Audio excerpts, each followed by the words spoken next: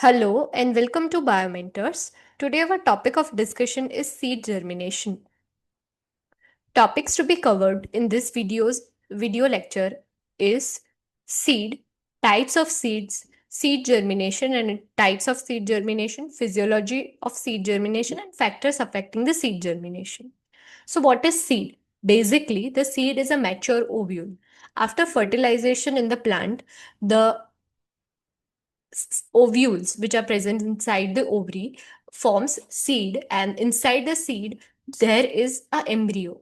So basically a seed is an embryonic plant enclosed in a protective outer covering. It contains everything which is needed to start a new life. It has majorly three components. These are the embryo, which means the baby plant, which has a root initial and a shoot initial. The root initial is called as the radicle, while the shoot initial is called as the plumule. Secondly, it has the endosperm. The food, the food is stored in this endosperm until the plant is grown fully into a plantlet and until it makes its own food.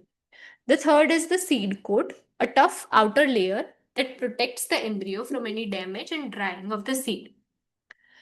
Now, on the basis of different plant groups, there are different types of seeds. The first seeds which are occurring in any plant group are gymnosperms and angiosperms only. Okay, by up till that, okay, no other plant species or plant group has a particular type, particular form of seeds. So gymnosperms have a naked seed, okay, while the angiosperm has a enclosed seeds. Basically, the gymnosperm seed do not have a covering, okay, they are exposed and thus they are naked. Usually they are arranged in a cone-like structure, while in the angiosperms, the seeds are present inside the seeds are present inside the fruits, and when we cut open the fruits, we can see the seeds inside the fruit. Majorly, the flowers are absent in the gymnosperm while it is present in angiosperms. And the example of gymnospermic plants are pine, fir, cedar, while angiospermic plant has a large group of plants like mango, rose, apple, tomato. All falls under the group of angiosperms. This is a figure where we can see in the angiospermic plant, there are seeds which are arranged in a cone like inside the cone. Okay, and we can see the seeds by our naked eye because they are not covered by any protected covering. While in the angiosperms, we do not see seeds directly. We observe the fruits, okay, and inside the fruits, when we cut open the fruits, we can see the seeds inside them. Now, the angiospermic group is also divided into two major groups, dicots and monocots. As we know, dicot has two cotyledons and monocot has only single cotyledon.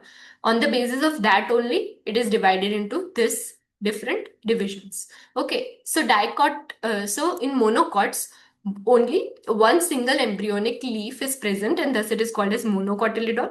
Okay, while in dicots, there are two embryonic leaves which are present during the seed germination. Inside the cotyledon also, there are two leaves, embryonic leaves. Now in the monocot, the endosperm, which is a stored food area, it is retained until the seed germinates. Okay, while in the dicots, the endosperm is consumed during the development and the food is stored in the cotyledons rather than a specific endospermic area. It is stored in the cotyledons and thus it is called as non-endospermic seeds, or also called as X-albuminous seeds. While in the while in the monocots, there is a particular area present for the food storage called as endospermic region. Okay, where the food is stored separately from the embryo. Okay, so that is a different part of uh, embryo and a different part of endosperm storage in monocot seeds, and that's why the seeds are called as embryonic seeds or albuminous seeds. The example of monocot are grasses, okay, while the example of dicots are all pulses and beans.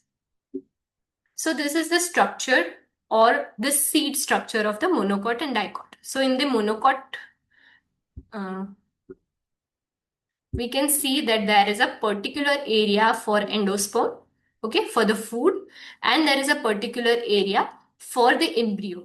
Okay, so inside the embryo there are one leaf, okay, which is present in the monocot, and in the dicot there are two leaves present, okay, in the dicot structure.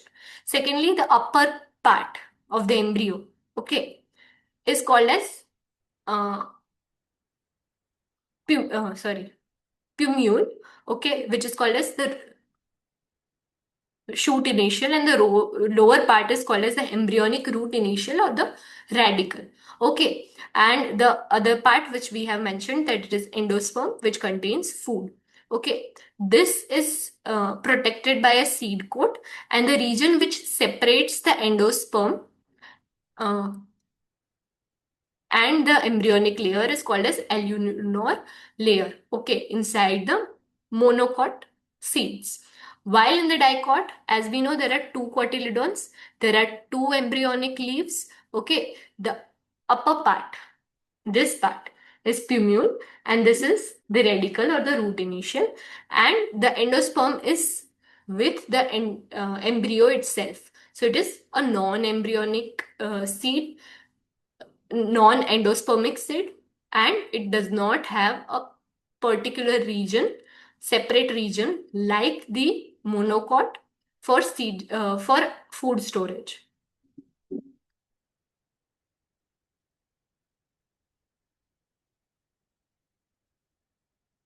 Now, what is seed germination? So, seed germination is basically a process where a seed wakes up from a dormant stage, sleeping stage, and begins to grow into a seed, or and finally into a seedling. Okay, this process in fact covers all the changes from the earliest sprouting of the seeds, okay, which we see, and finally it becomes independent, and it can make its own food, okay, through photosynthesis. Now, a mature seed contains all the living components, okay, like it has embryo, it has the food storage, okay, but still it does not germinate when there are uh, unfavorable conditions. And such type of seeds which do not germinate, even if there are favorable conditions or unfavorable conditions, are called as dormant seeds, and this is referred as the sleeping state of any seed. When the germination During the germination process, the dormancy is removed, okay, or it becomes negligible, and due to different external and internal factors, the seed germination is C. Okay. The seed germination usually happens with the help of different activators. Like, for example, water, oxygen, and temperature are the main activators for any type of seed to germinate. Okay, now there are two types of seed germination. The first one is called as apingeal seed germination, and the second is called as hypangeal or hypangeal seed germination. Now, in this type of seed germination, in the apingeal kind of seed germination, we will see that the seed which is present will be germinating, okay, and the pumule, okay, basically the pumule comes outside the soil layer, okay, and with this pumule also the cotyledon part of the seed comes out during the seed germination. So a type of germination in which the cotyledon, okay, comes outside the soil surface is called as apingeal seed germination, while in the hypangeal seed germination, the cotyledon during the seed germination remains inside the soil. And in this type of seed germination, the pumule has two parts, which is called as epicotyle, the outer part, and the hypocotyle part. So when in the apingeal germination, we can see a epicotyle part, while in the um, hypangeal seed germination, we will seeing the epicotyle part more and the hypocotyle part less. Okay. So this was all about types of seed germination. We will now see what is the difference between all this seed germination, both this seed germination and details. Okay, so as we know, appengeal seed germination takes place above the ground while the appengeal takes place below the ground. Okay, cotyledon is outside the soil in appengeal, while in the hypengeal it remains inside the soil. The hypocotyle part, the upper part of the spumule, is longer. Okay, longer, and it is in curved form in appengeal germination, while in hypengeal germination the hypocotyle, the lower part of the pumule, is shorter. Okay, and it is not curved. uh, Vice versa, in appengeal germination epicotyle is shorter while the hypocotyle is longer. Photosynthesis, the cotyledon in the appengeal germination is photosynthetically active, while in the hypengeal germination, the cotyledon doesn't undergo any photosynthetic activity. Okay. Energy source. Energy comes from the cotyledon itself. Okay. From the cotyledon itself, the energy comes. Okay. Basically, it occurs mainly in all the appengeal germination occurs in most of the dicots. So, the endosperm, which is present in the cotyledon itself.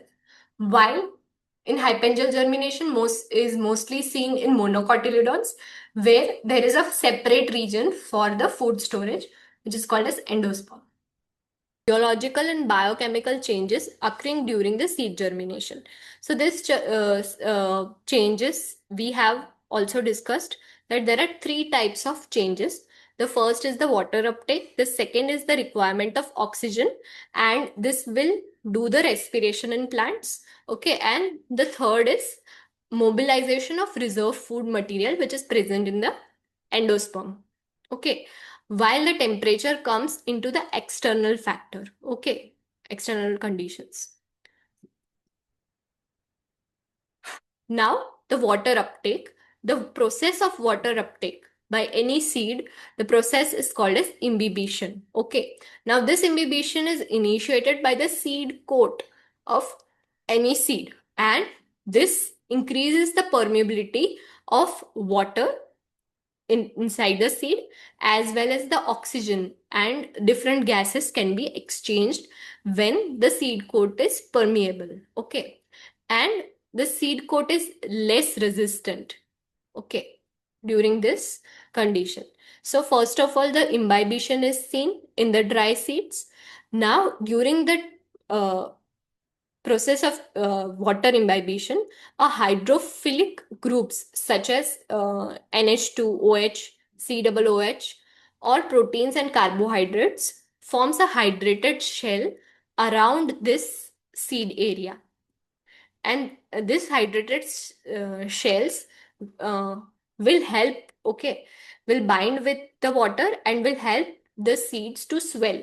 Okay, so we will see the seed swelling, and after seed swelling, after certain time, when the seed are totally swelled, we will see small radicals, okay, root initials in them, and then after we can also see shoot initials, and finally we will see that the seed will germinate into plantlet.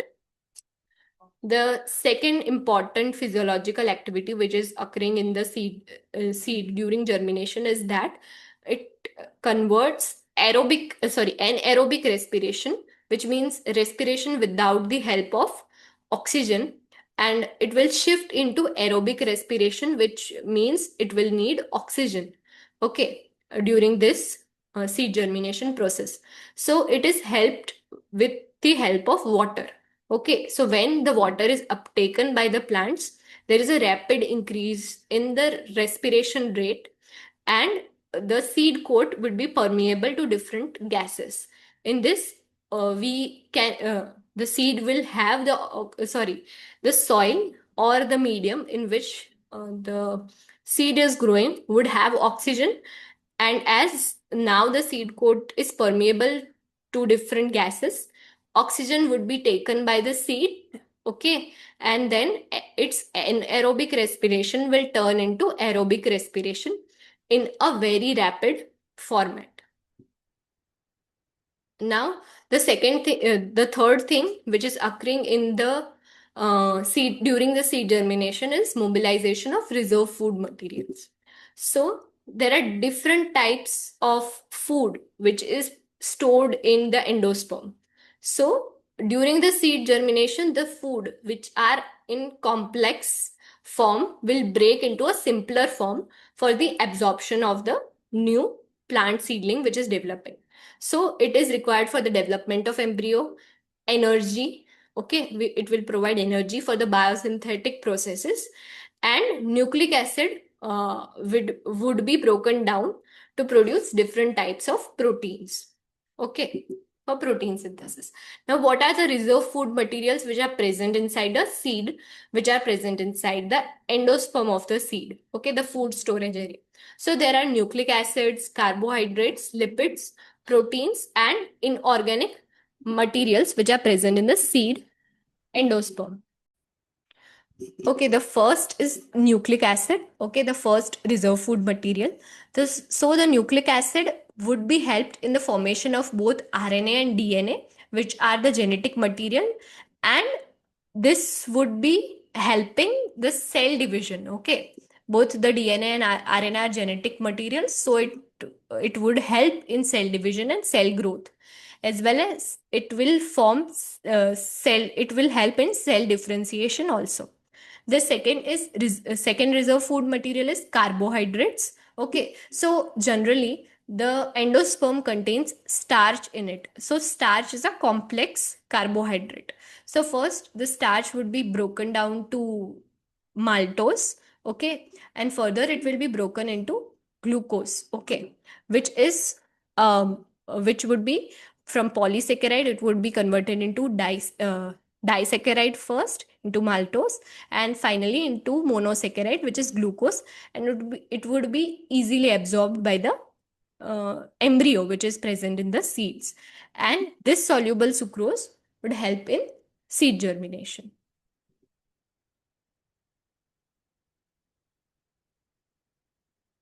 Okay, now this is a figure which shows that how the seed looks. Okay, so we know that the seed has a particular area which is called as endosperm, where the nutrition or the food is present. So suppose the food or the nutrition, which is starch, okay, is present in the endosperm of the seed.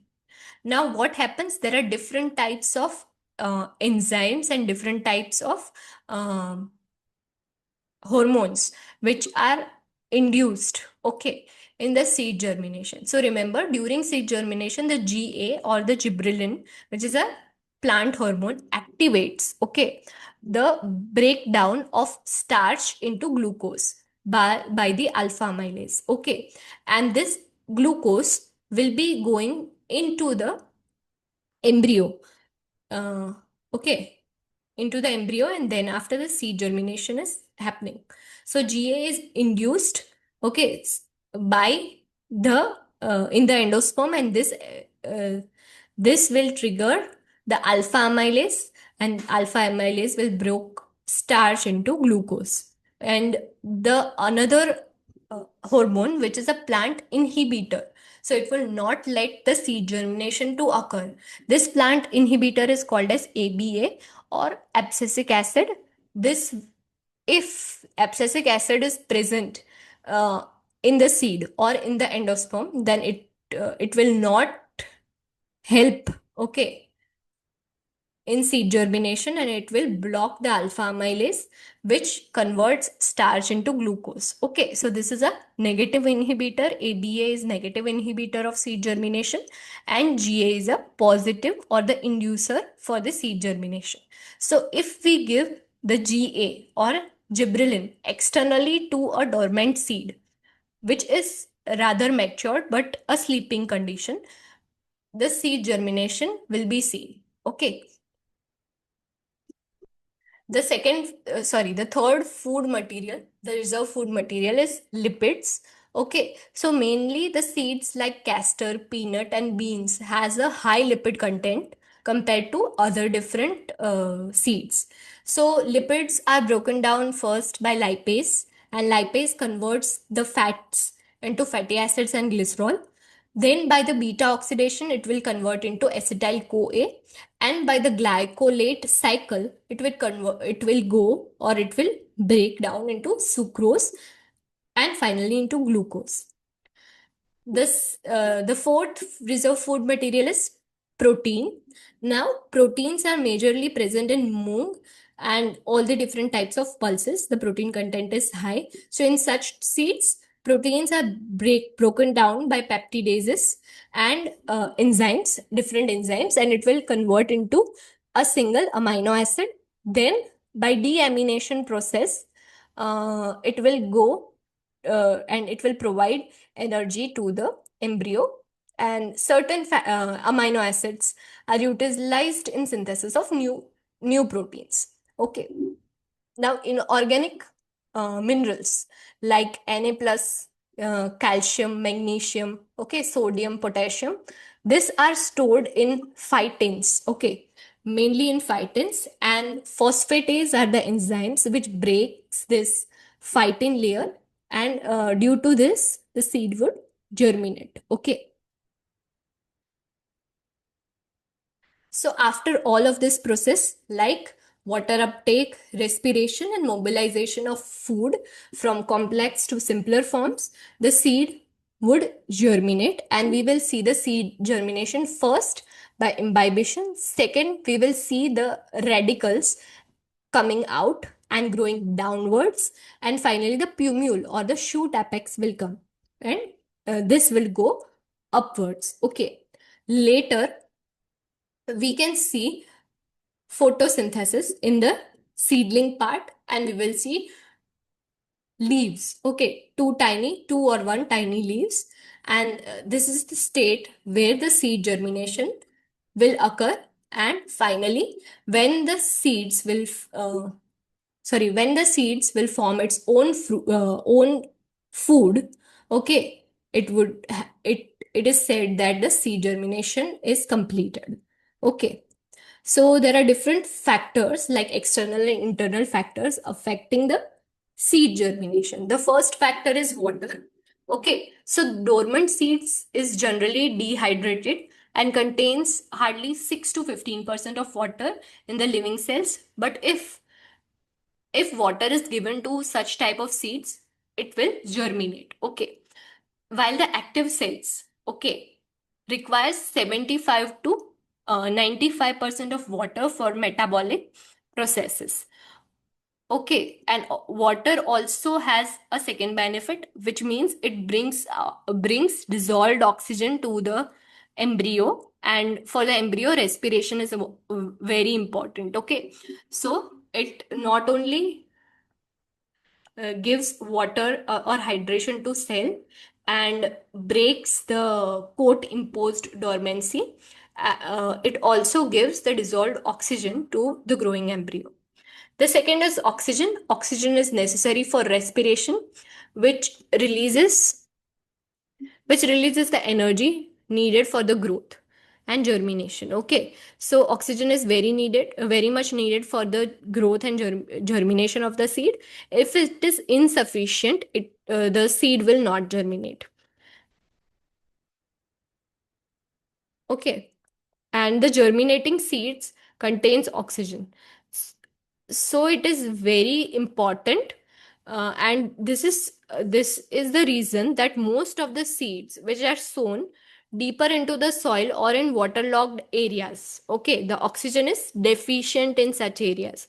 So it is very important to germinate the seeds at a very less depth. Okay, and due to the less depth it can germinate, but if it is very much inside the soil, due to the less availability of oxygen in that area, it would not be germinating. Okay, the second reason why the oxygen is very much needed during the seed germination is that we have seen that we do plowing and hoeing for the aeration of the soil before the seed germination. If this stage is skipped, then there would be no dissolved oxygen inside the soil, and uh, the seed will not germinate again in such circumstances. The third is optimum temperature. Uh, Moderate warmth, okay, is needed for the seed germination. Why? Because it activates the protoplasm and therefore the seed germination occurs. Okay, through germination, though germination can take place on a wide temperature range depending upon species to species, the optimum temperature for any seed germination is between 25 to 30 degrees Celsius, and seed germination at very cold temperature stops. Okay, so it stops at 0 degree and 45 degree in most of the species, but there are different exceptions, and different species can germinate at different temp optimum temperature. Okay, there are different internal factors for for the seed to germinate, like seed dormancy and seed viability are the most um, basic internal factors. There are different internal factors. The third is that the enzymes, okay, and also the stored food materials mobilization is also very important for any seed to germinate. So this was all about seed germination, types of seed germination, and mechanism of seed germination. What happens during this seed germination process. So this is all about the topic seed germination. Thank you for watching.